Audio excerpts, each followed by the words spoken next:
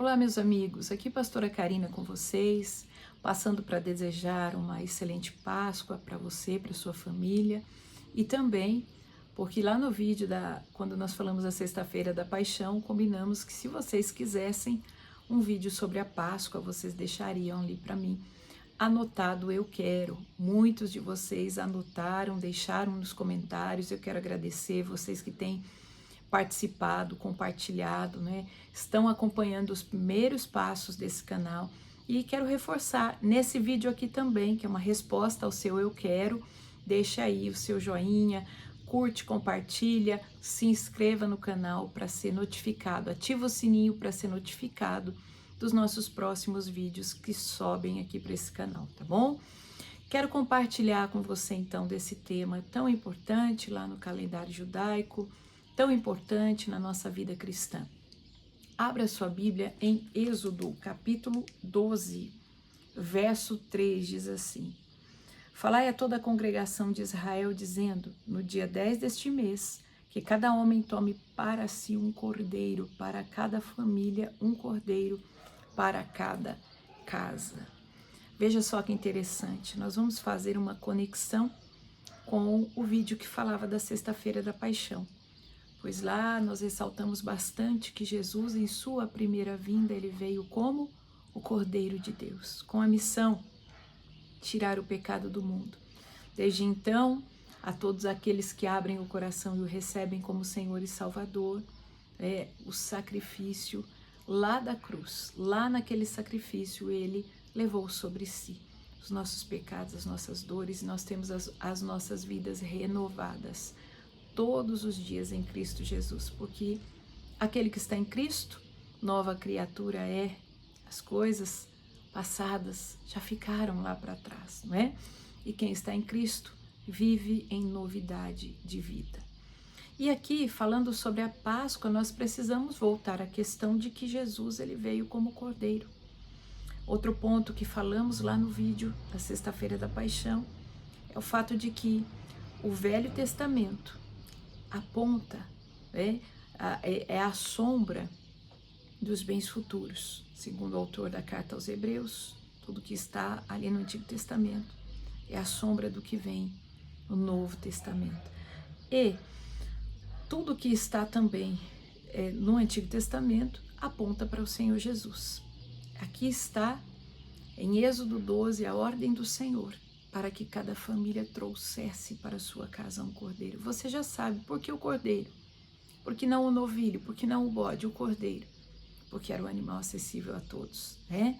Viria lá na frente, na lei, essa grande revelação, o cordeiro acessível a todos. Interessante, meus amados, alguns detalhes históricos sobre isso, como por exemplo, a família deveria trazer este cordeirinho no mínimo 4 dias antes da data em que ele seria ali sacrificado e imolado. Por quê? Porque essa família que recebe o animalzinho deveria desenvolver com o cordeiro uma relação de afeto. Perceba que Jesus, quando vem, ele desenvolve não só com as pessoas que o cercaram, creio que até muitos no meio da multidão que seguiam sempre, mas principalmente com seus apóstolos, discípulos, posteriormente apóstolos, Jesus desenvolve um relacionamento de afeto. Aqueles homens cotidianamente estavam com Jesus, andando de cidade em cidade, ouvindo, aprendendo. À medida que aquele relacionamento foi se estreitando, receberam a outorga de poder, de autoridade para curar enfermos, expulsar demônios. Voltaram alegres, dizendo para Jesus: Mestre, em teu nome, os espíritos imundos saem, os enfermos são curados. Jesus diz para eles assim: antes que a vossa alegria esteja no fato do vosso nome estar escrito no livro da vida. E assim aqueles homens foram presenciando coisas maravilhosas. 3 deles, Pedro, Tiago e João, presenciaram a transfiguração. Jesus envolto em toda a glória celestial ali, enfim. Um relacionamento de afeto. Por isso eu abro um parênteses rápido aqui, lembrando a você, e digo isso em quase todas as mensagens, Jesus também quer desenvolver com você um relacionamento de afeto. Ele já te ama com um amor assim imensurável, mas ele quer que isso seja recíproco. Então lembra lá do seu momento de oração, do seu momento com Deus, todos os dias. Faça disso uma rotina, porque Jesus deseja um relacionamento constante, frequente e afetuoso com você também. A família precisava desenvolver esse relacionamento com o cordeirinho. E lá na sexta-feira, no dia marcado, à tardinha seria ele imolado, assim como Jesus na sexta-feira também. Esta família, ela deveria consumir o cordeiro. A ordem era que depois do sacrifício o sangue fosse passado nos umbrais da casa, marca, selo de proteção, remetendo ao poder do sangue de Jesus, que vem lá no Novo Testamento. E o restante do cordeiro preparado deveria ser consumido, ou seja, eles iriam se alimentar. Lembra que em João, o capítulo 6, no decorrer do capítulo, Jesus vai dizer: eu sou o pão da vida que desceu do céu. Alimentar-se do cordeiro significa também essa comunhão cotidiana. Exatamente isso. Não bastava o sangue nos umbrais, não foi só essa ordem. Sacrifiquem o cordeiro e passem o sangue nos umbrais das portas. Não, porque Deus não trabalha com amuletos, meus amados. Deus trabalha com relacionamento. Então, o sangue nos umbrais, mas na mesa da família. E a mesa para o judeu é lugar de aliança, é lugar de comunhão. Na mesa eles estariam fazendo aliança com o cordeiro. Num sentido muito mais amplo, porque você pode parar e falar, peraí, eles estavam fazendo aliança com o animalzinho? Não, eles estavam fazendo aliança com o Todo-Poderoso. Porque deixa eu dizer para você, como tudo no Antigo Testamento é uma sombra do que vem no futuro, preste atenção numa coisa, o autor da carta aos Hebreus vai nos dizer que o sangue de touros e de bodes não era suficiente para o perdão dos pecados. Então, por que aquele povo no Antigo Testamento fazia o sacrifício e derramava o sangue? Por que essa foi uma ordem do próprio Deus, né, aos sacerdotes na lei? Porque todas as vezes que Deus via aquele sangue no altar, isso já fazia uma remissão, já remetia o Pai ao sacrifício do Filho que viria lá no futuro. Veja como o sacrifício de Jesus foi poderoso, gente. Como o sangue de Jesus é poderoso. Todas as vezes que o Senhor via, mesmo aquele sangue ali, ainda daqueles animais no altar, creio eu que ele já perdoava o pecador, porque isso o levava à promessa futura. Lembra o cordeiro que foi morto antes da fundação do mundo? Então os pecadores já recebiam perdão, porque o sangue ali já remetia aquilo que o Filho iria fazer. Voltando então ao nosso ponto, tudo isso remetendo, né, a grandiosidade dele ter vindo como cordeiro. Então veja, a família consumindo o cordeiro, a família se relacionando com o cordeiro. Por isso é importante, a Páscoa nos traz a memória, também nos traz a memória, a importância desse relacionamento com Deus. O cordeiro precisa estar sendo consumido dentro da sua casa todos os dias. Por isso eu tenho procurado fazer os vídeos da série Orando os Salmos, para que pelo menos uma vez no dia você acesse aqui e faça reflexão na palavra de Deus e ore comigo, né? Porque o cordeiro precisa ser consumido na sua casa todos os dias. E o que é consumir o cordeiro? É tempo de oração e tempo da palavra. Tempo com a palavra e tempo de oração, melhor dizendo. Tempo com a palavra e tempo de oração. Nesse momento você está se alimentando do pão da vida, você está consumindo o cordeiro, você está recebendo a dádiva, a graça, a bênção, reafirmando a sua aliança com ele. E assim, meus amados, conhecemos a história, né? Este cordeiro era sacrificado, o seu sangue nos umbrais das portas das casas não permitia que o anjo da morte entrasse. A família à mesa, consumindo o cordeiro, estava desenvolvendo uma relação, mais especificamente nesse local, a mesa, aliança, né, com o Deus Altíssimo, com o único soberano Deus. No Egito cultuava-se ali uma infinidade de nomes, né, como deuses, mas nesse momento o Senhor manifestou de maneira poderosa a sua presença na vida daqueles que o temiam.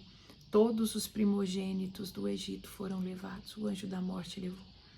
Mas em todas as casas onde existia o sangue nos umbrais, onde o cordeiro estava sendo consumido, os primogênitos foram poupados, as casas foram poupadas. Tudo isso traz para nós uma realidade do mundo espiritual nos dias de hoje.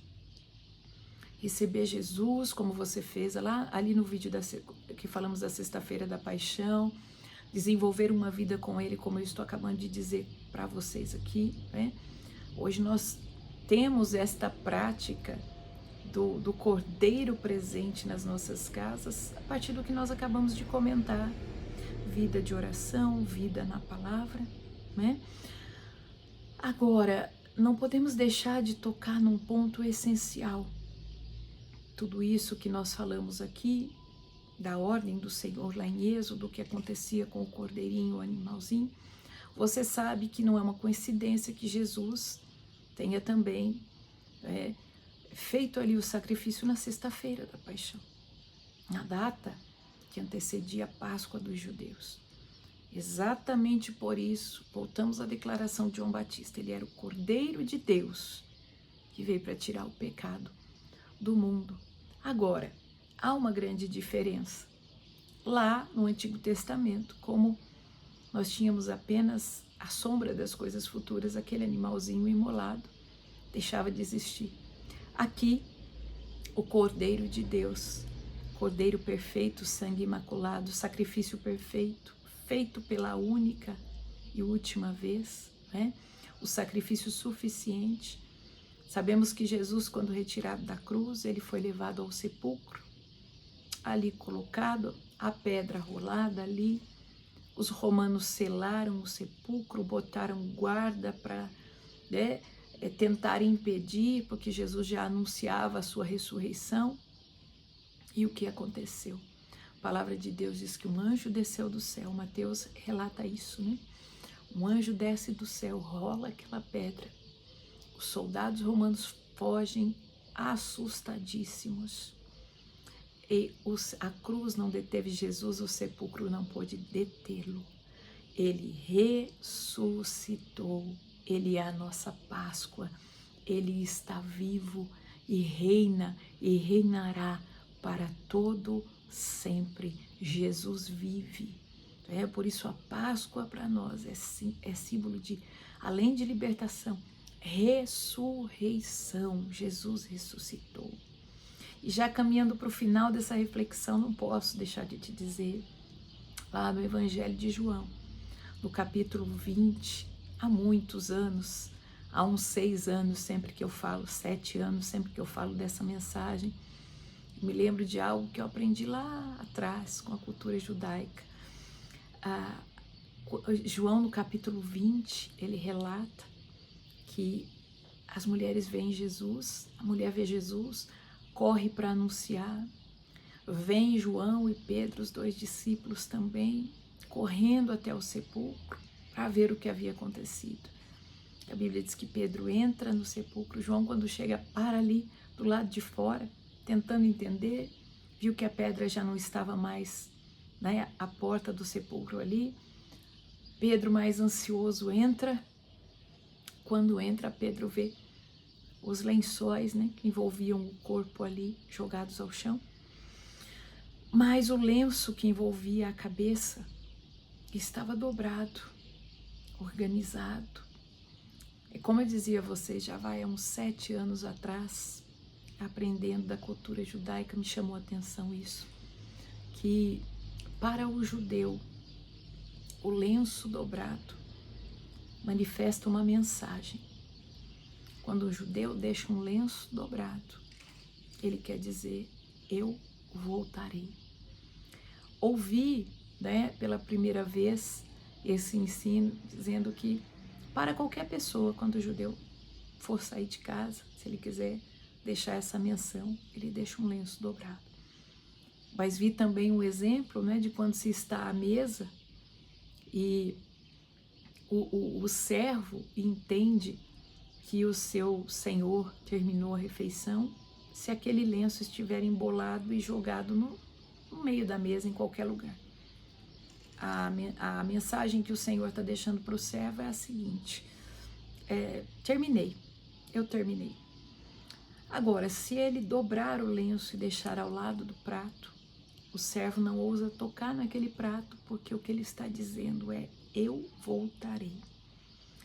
Veja só, os lenços do corpo estavam jogados, vamos assim dizer, porque a obra que aquele corpo físico precisava fazer, a mensagem era, eu terminei, eu já fiz. Agora ele se levanta com um corpo glorificado. O lenço da cabeça, ele dobra e deixa como a mensagem, eu voltarei. Então eu quero fechar essa reflexão com você, não apenas mencionando que um dia, por mim e por você, ele enfrentou e venceu a cruz, ele enfrentou e venceu o sepulcro, mais que isso, ele nos deixou uma mensagem, eu voltarei. Além de dizer para você, a nossa mensagem de Páscoa, Jesus ressuscitou, Jesus está voltando. Há uma série de profecias se cumprindo. Aqui mesmo neste canal, se Deus permitir, nós teremos uma playlist de estudos sobre o fim dos tempos. Acompanhe, por isso que eu disse, inscreva-se, ative o sininho para você acompanhar tudo isso. Mas hoje eu posso resumir dizendo uma série de profecias estão se cumprindo, confirmando esta mensagem do Mestre. Ele está voltando. Então, quero fechar este vídeo dizendo a você, busque com todas as suas forças, busque ao Senhor intensamente. Se você estiver passando por dificuldades, não desista, não pare, insista, vamos adiante. Desenvolva com Ele esse relacionamento de afeto. Ele é o Cordeiro que levou as nossas dores, mas Ele volta em sua segunda vinda. Ele não vem como cordeiro, ele vem como leão da tribo de Judá. O leão que vem para reinar. E por isso essa figura do leão. A gente diz que o leão é o rei da selva, não é? Jesus é o rei dos reis, o Senhor dos senhores. Ele está voltando. Guarde no seu coração essa mensagem. Por isso eu quis voltar lá na figura do cordeiro e fazer essa caminhada com você nessa reflexão, até chegarmos aqui. A figura do leão. Hoje, ele reina soberano. Hoje, ele reina sobre todos, porque ele é o leão da tribo de Judá. Amém? Vamos orar para encerrar essa reflexão e que a sua Páscoa continue sendo maravilhosa. Vai terminar agora o dia do domingo, mas que essa semana toda seja uma semana de bênçãos. A comunhão com o Cordeiro seja abundante aí na sua casa, para toda a sua família, e o reinado do leão, o governo do leão esteja sobre a vida de vocês. Amém? Vamos orar. Pai, nós queremos te agradecer por este tempo de reflexão, pela tua palavra, que vem aclarar o nosso coração. Te louvamos porque Jesus ressuscitou, te louvamos porque a morte não pôde detê-lo.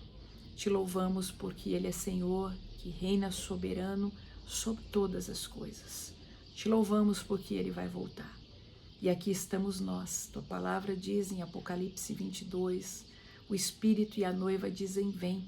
Estamos nós aqui como corpo, como igreja, dizendo, Maranata, a hora vem, Senhor Jesus. Aguardamos com grande alegria esse momento, Senhor. E que, enquanto estivermos aqui na terra, possamos caminhar numa comunhão intensa com o Senhor Jesus, que possamos caminhar, Pai, numa comunhão verdadeira, numa aliança muito firme, muito forte com o Senhor. Alcança cada lar, cada casa, cada família. Que a comunhão do Cordeiro esteja com cada família neste dia. Que a bênção do Senhor esteja com cada vida e com cada lar nesse dia, em nome de Jesus Cristo. Amém e amém. Amém? Chegamos ao final dessa reflexão. Quero deixar para você um abraço. Que Deus abençoe sua vida, sua casa, sua família. E, querendo Deus, voltamos no próximo vídeo. Hoje é domingo de Páscoa. Querendo Deus, voltamos amanhã, segunda-feira, seguindo lá na nossa série Orando os Salmos, naquele momento do compartilhar de bênçãos também para você e para sua casa, tá bom? Um grande abraço. Deus abençoe.